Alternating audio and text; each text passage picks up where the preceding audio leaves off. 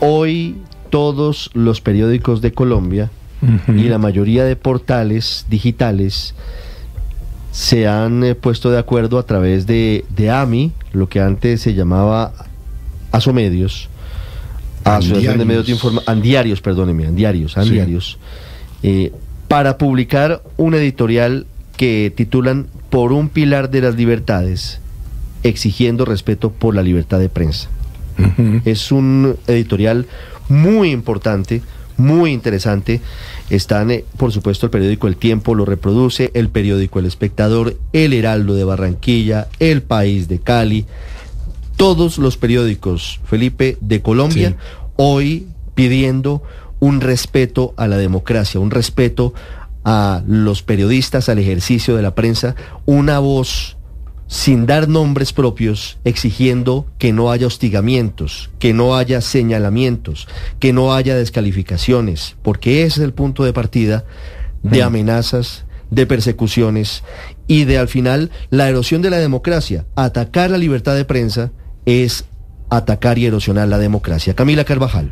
Sí, señor Ricardo, y por eso este editorial es bien particular hoy en los principales periódicos del país. Usted ya mencionaba algunos, yo le voy a contar aquí otros que tienen también este editorial que se llama Por un pilar de las libertades. El diario ADN, Al Día, Cambio, City TV, El Espectador, El Colombiano, El Diario, El Heraldo, El Meridiano, El Pilón, El Tiempo, El Universal, Infobae, La Nueva Crónica, La Patria, La República, Portafolio, Publimetro, Pulso, pero también Cubo con las distintas ciudades, Vanguardia. En general, los periódicos, los medios hoy tienen este editorial que en 9 párrafos, Ricardo, habla de la libertad de prensa y está hablando de lo que pasó en este año que está por terminar. Lo primero que dice el editorial de los periódicos de hoy en Colombia es que estamos viviendo una coyuntura crítica, justo cuando la sociedad necesita más que nunca una prensa libre y con garantías para el ejercicio precisamente de la libertad de expresión.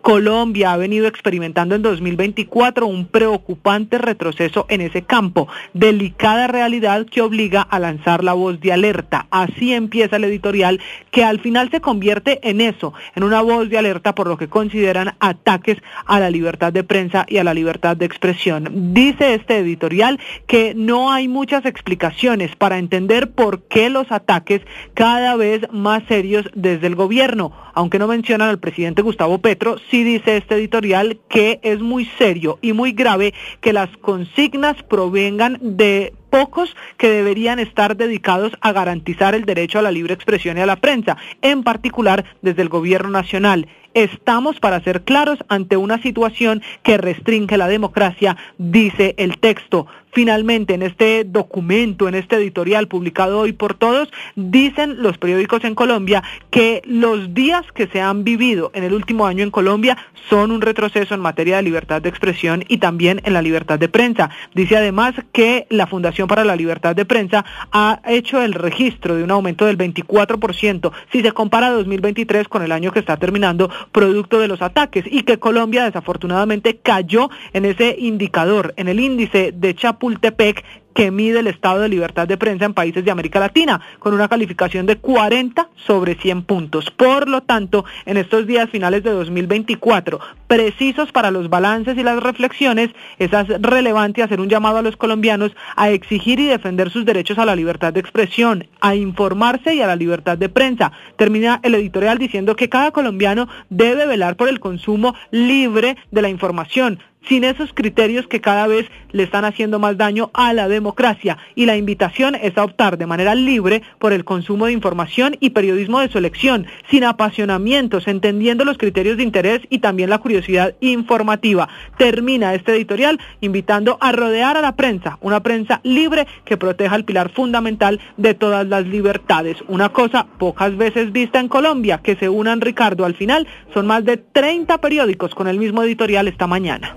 Me dicen, y corrijo, Héctor, finalmente El País de Cali del grupo Gilinski no suscribió el editorial, no lo reprodujo y tampoco lo hizo El Nuevo Siglo. Pero sí es muy importante y muy poderoso el mensaje, Héctor. Dice, por ejemplo, lo que nos señalaba Camila, Sin mencionar a nadie en particular, pero obviamente con unos mensajes claros para quienes irrespetan la libertad de expresión, propiciar un ambiente de sospecha y rechazo hacia la labor periodística es despejarle el camino a los violentos. Pero sí, lo importante del comunicado, Ricardo, yo creo es que refleja el síntoma, porque que estos medios tan importantes hayan sentido la necesidad de hacer esta declaración pública, pues quiere decir que sienten que no están pudiendo ejercer su tarea de manera libre, que no están teniendo las garantías estatales al que el Estado, el gobierno está obligado. Entonces, eso me parece lo primero y más importante. Efectivamente, algo está pasando, pues porque los principales medios de comunicación tienen que levantar la mano para decir: no estamos tranquilos, y eso nos tiene que poner intranquilos a todos los colombianos, porque evidentemente la libertad de prensa, como lo dice el comunicado, pues es un pivote de la democracia indiscutiblemente. Pero lo segundo, Ricardo, permítame decir esto, yo aquí llevo 350, ¿y cuántos días tiene el año? 52, 65, ya no sé cuántos días tiene un año. Señor. 365 días que tiene un año. Yo duro 365 aquí defendiendo al Poder Judicial. Sin embargo, en esta ocasión debo decir que pues siempre que hay alguien que siente amenazados sus derechos y sus libertades, quien tiene el deber de protegerlo son los jueces. Y aquí ha faltado justicia.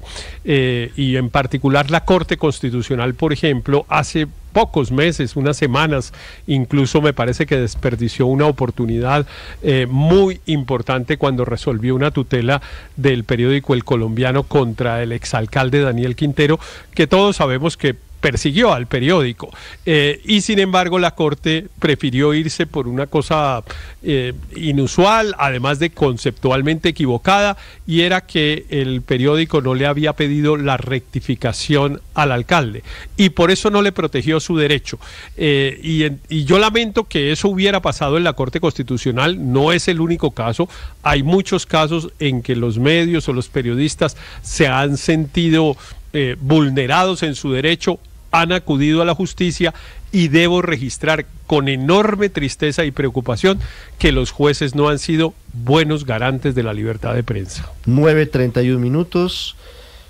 El significativo aumento, dice el editorial Luis Ernesto, en los casos de amenazas a periodistas de los que lleva registro la Fundación para la Libertad de Prensa, un 24% de incremento entre 2023 y el año en curso, se agrega el descenso de 5 puestos que tuvo Colombia en la más reciente actualización del índice de Chapultepec, que mide el estado de la libertad de prensa en países de América Latina, con una calificación de 40,34 puntos sobre 100.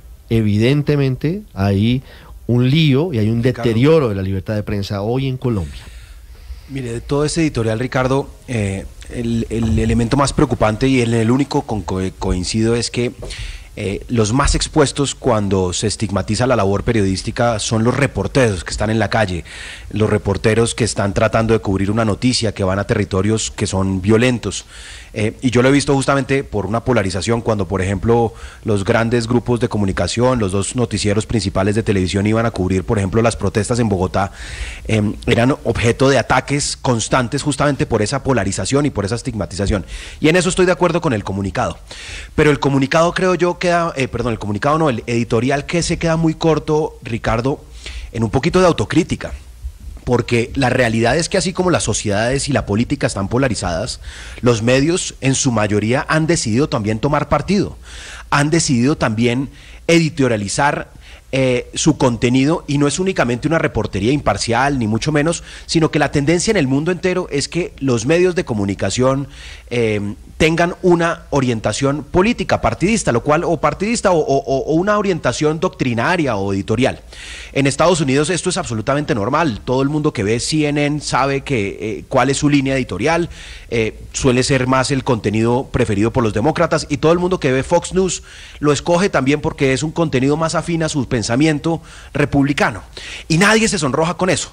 Pero en Colombia todavía pretendemos que la prensa, de todas las tendencias debe ser absolutamente imparcial, y eso no es una realidad ni del periodismo en Colombia ni del periodismo en el mundo. Yo estoy en por desacuerdo eso con hay usted, casos pero exuberantes. Creo que ni siquiera eso justifica el deterioro de la libertad de prensa. Pero de acuerdo, pero el hostigamiento y las subsecuentes amenazas, ni siquiera, pero el periodismo, ni siquiera en su hipótesis, que yo no comparto, se justificaría lo que hoy está ocurriendo, y es un permanente hostigamiento, Ricardo, a los periodistas y a los medios de comunicación en Colombia. Y sería pero el periodismo, Ricardo, pero el periodismo que decide tomar partido, que decide editorializar su contenido, tiene que estar preparado también para cuestionamientos, tiene que estar preparado también para cuestionamientos por parte de quien lo mete en el tinglado quien lo mete en el tinglado político es el mandatario de turno. Ese es el problema. El periodista hace el ejercicio periodístico. El que quiere meterlo en la polarización política es el mandatario de turno. Pero una cosa es el cuestionamiento y otra es la estigmatización. Son dos cosas distintas. Y las amenazas y la descalificación, todo eso deteriora. ¿Es que a usted le parece el cuestionamiento de decirle a las periodistas del país muñecas de la mafia? No, es que cuando cogemos las desafortunadas declaraciones permanentes del presidente Gustavo Petro como la orientación de este debate, pues obviamente vamos a quedar absolutamente perdiendo la esencia del debate, porque no hay ninguna justificación para llamar muñecas de la mafia a una periodista o a las periodistas que no conoce siquiera el presidente. Es que por ahí pero cuando el presidente o un funcionario, Felipe, permíteme, cuando el presidente o cualquier funcionario cuestiona, por ejemplo, la cobertura de la ejecución presupuestal o la cobertura del trámite en el Congreso o una noticia periodística, eso no es vulnerar la libertad de prensa. Eso es hacer un cuestionamiento, porque también hemos visto, y no es coincidencia, que los medios que decidieron no suscribir este editorial, como por ejemplo el Grupo Gilinski y Semana, que ha sido absolutamente parcializado, tendencioso, plataforma política y electoral para su exdirectora Vicky Dávila. Entonces el periodismo también tiene muchos pecados que no está dispuesto a revisarse. Pero ellos no lo suscribieron, Luis Ernesto. Y que ese editorial ellos lo firmaron justamente, seguramente. Por eso, sienten aludidos, y por eso, seguramente. Ese pero periodismo, ni siquiera eso justificaría esos pecados del periodismo. Pero cuidado, porque esos pecados del periodismo, ¿por qué no los revisamos también, Ricardo? Es que perdóneme, cuando un mandatario termina pidiéndole cuentas al periodista, termina vulnerando la libertad de prensa, primero porque está ejerciendo un poder superior que el que tiene el reportero o el periodista, y segundo porque no es la función del mandatario, del gobernante, el que sea. Su función es rendirle cuentas a la sociedad y no cuestionar los trabajos de los periodistas. Que por qué a mí sí me critican y no critican lo que pasó en el gobierno anterior, eso no es Ricardo, la tarea del presidente ni del mandatario. No, la libertad de prensa, cuando se le lleva la contraria a un periodista, no se está vulnerando la libertad de prensa. Yo creo que eso sí es una superioridad moral desde el periodismo, suponer que todo lo que dice un periodista por ser periodista tiene la razón. Descalificar, tiene la razón. Decir mentiroso, decir que hay una estrategia detrás para afectar la descalificación, pero ojo, la descalificación y la grosería, incluso la violencia verbal con la cual el presidente y algunos miembros del gobierno han agredido a la prensa, eso es vulnerador de la libertad de prensa. Pero cuestionar cuando la prensa hace un informe periodístico o que es tendencioso, como lo hemos visto por ejemplo con la revista Semana una y otra vez, cuestionar cuando la prensa de pronto presenta información fuera de contexto y no corresponde a la versión del... Eso es absolutamente legítimo en democracia. Pero y más, insisto, cuando los medios han decidido y no salir ser a medios a los medios o a un periodista de mentir, de manipular. Cuando los medios han decidido... Pero además es que incluyen en la misma bolsa a todos los periodistas y a todos los medios y terminamos todos estigmatizados. Pero es normal que haya una tensión entre el poder y el periodismo. Eso es normal. Por supuesto. Es decir, y es normal que el poder extraño, también... Pero ojo, lo que yo creo es que no se puede usar el poder para callar la prensa, que es lo que yo creo que a veces se logra expresiones y se que hace. van más allá de esa tensión. 9:38, Andrés. Esa es una tensión en la que... mire, esa tensión existe, digamos, en principio. Y ha existido siempre. Yo estoy de acuerdo con que... Sí.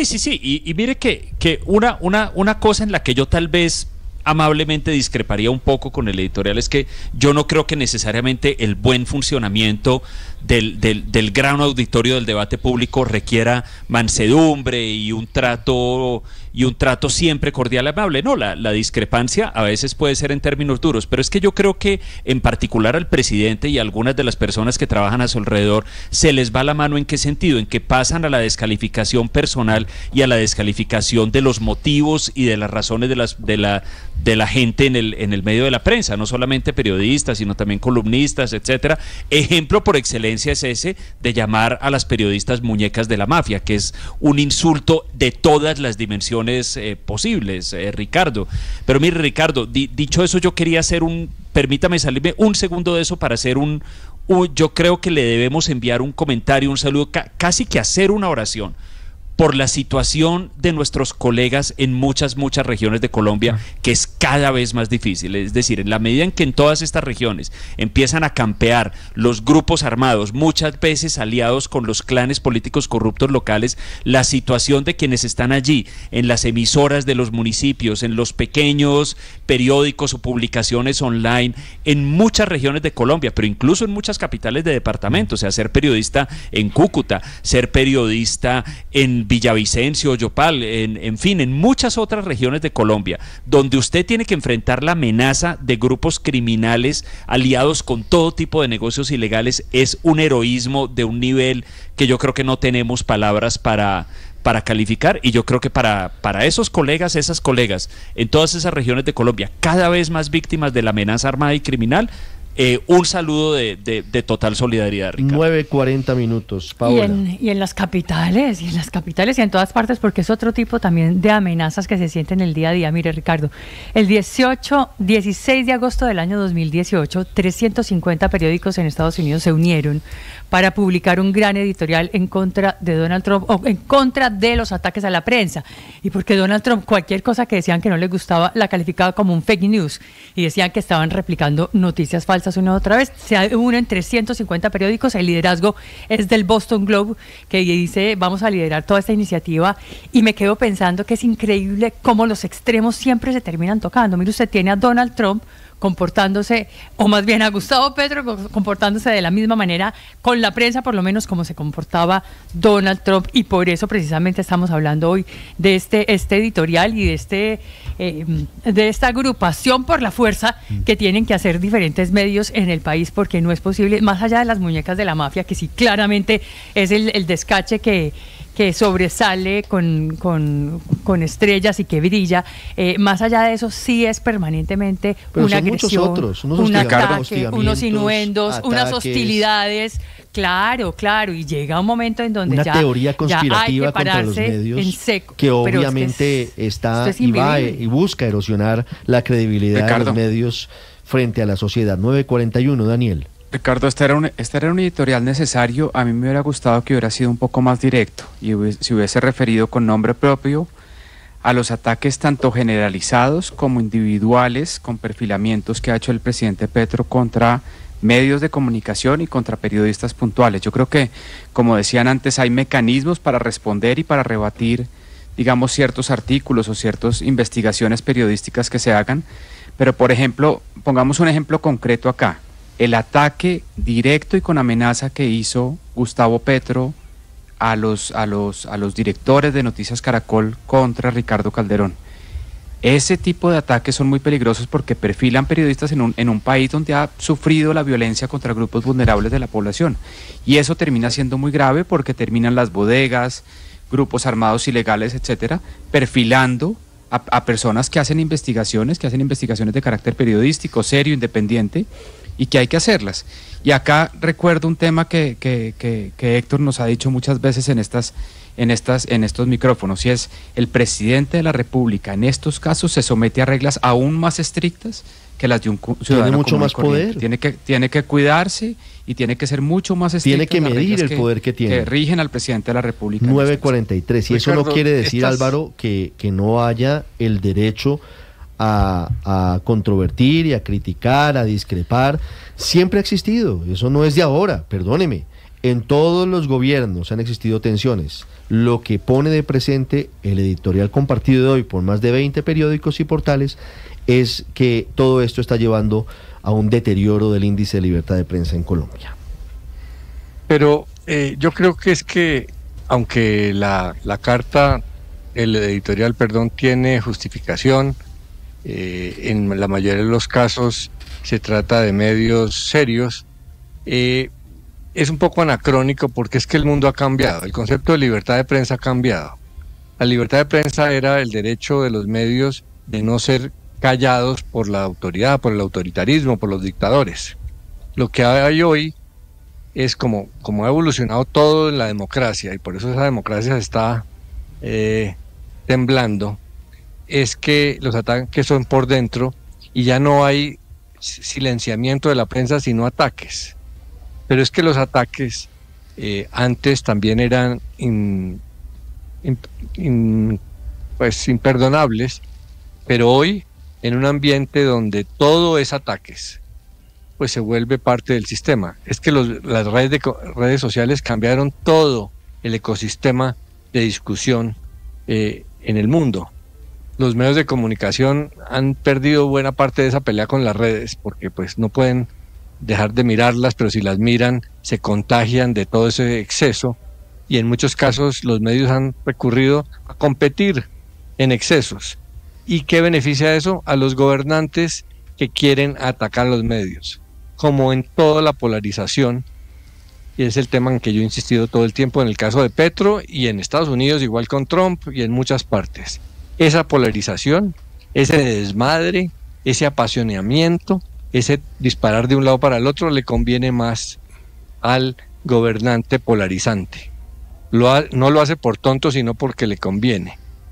Quienes más pierden en esta pelea son las instituciones, que son los medios de opinión, porque les echan encima a una parte de la opinión pública que está fanatizada, que está dolida por las discusiones que considera injustas, porque el apasionamiento político se le termina yendo encima. Entonces, o captura un sector apasionado y queda con el otro sector en contra, o se margina. 9:45. Para los medios de comunicación es muy difícil, pero lo que no me cabe la menor duda es que en esa batalla ganan los polarizantes. Trump volvió al poder, a pesar de que los medios serios decían que era totalmente inviable e inmoral que volviera, y en Colombia Petro le saca partido a la pelea con los medios, porque de golpes van y golpes vienen, pero los golpes sobre la legitimidad de lo que dice Petro pues no le hacen mella, porque eso es parte de su vida política. En cambio a los medios sí les duele perder esa credibilidad en todos los sectores. Sí, y por eso es que el riesgo es justamente ese, no solo la estigmatización, la persecución que viene después de esto, sino que lo que pretenden es debilitar a quienes son veedores de las actuaciones de los mandatarios. Si no fuera por los medios, por ejemplo, no se hubiera conocido el escándalo de corrupción de Olmedo López, que hoy tiene al ministro de Hacienda Ricardo Bonilla, al ministro del Interior Luis Fernando Velasco, al director del DAPRE de Gustavo Petro, Carlos Ramón González, a su alta consejera presidencial para las regiones, Sandra Ortiz, a quien fuera su compadre y compañero de lucha política, Olmedo López, preso, y a estos otros encartados respondiendo ante la justicia por un escándalo de corrupción. Seguramente eso es lo que les molesta y por eso buscan debilitar a la prensa, a los medios. 9:47, ya regresamos en Mañanas Blue.